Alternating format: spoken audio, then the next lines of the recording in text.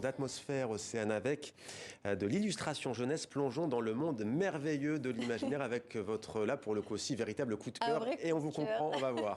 Alors oui, il s'appelle Frédéric Piot, c'est un nom à mémoriser pour ceux qui aiment le dessin. J'ai découvert avec ce livre, Balbuzard, qui a gagné le prix des Imaginales en octobre dernier. Alors Balbuzard, c'est l'histoire d'un pirate qui sert de perchoir à des milliers d'oiseaux exotiques. C'est le pirate dont tout le monde redoute, bien sûr, et il va devoir affronter un amiral ambitieux. Alors le texte est écrit par Gérard Moncomble, qui est donc accompagné des illustrations de Frédéric Piot, et c'est un voyage immédiat dans son univers. Regardez surtout les détails, c'est vraiment ça qui le caractérise, c'est fou.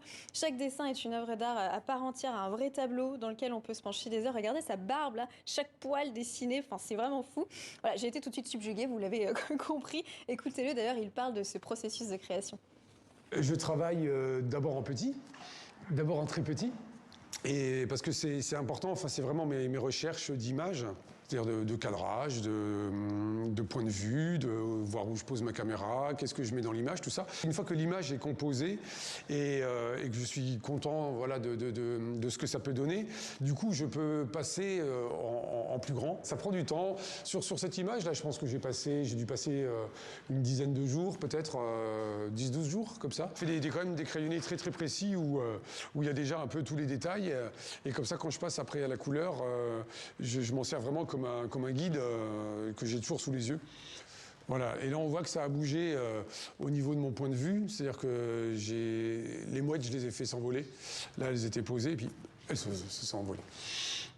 Voilà, Balbuzard est édité aux éditions Daniel Maguen et la galerie justement lui consacre une belle exposition en ce moment. On peut découvrir des planches immenses, des illustrations de Balbuzard, mais aussi de ses autres livres du moment. Il a fait une adaptation du Petit Poucet par exemple, ou encore La sorcière Krabibi. Alors il y a plus de 300 originaux à découvrir à la galerie. Beaucoup d'œuvres ont déjà été vendues bien sûr.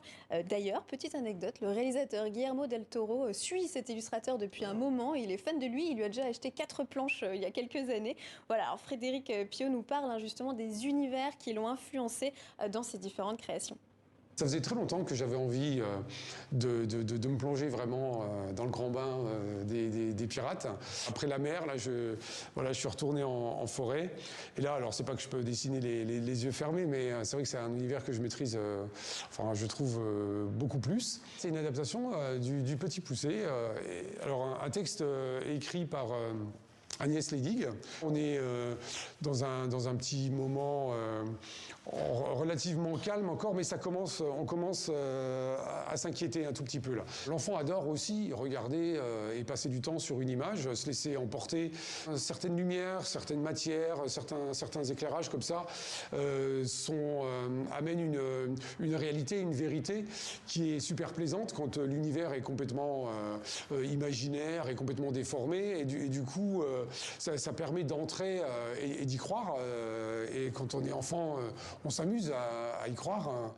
Alors les enfants, mais les adultes aussi. Moi, j'y crois, je suis à fond dans cet univers. On sait quoi vous offrir en tout cas. Vous n'allez pas tarder à en acheter une. Vous parliez de...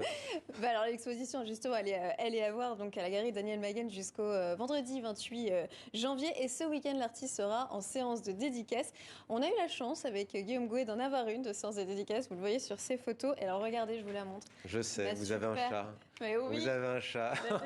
C'est pas mal. Ne vous moquez pas, il est gros, mon chat, c'est normal. Non, c'est un peu exagéré le trait là. Voilà, je l'adore, c'est ma petite dédicace. Vous allez lui montrer ce soir? Oui, bien sûr, je vais l'encadrer, tout ça.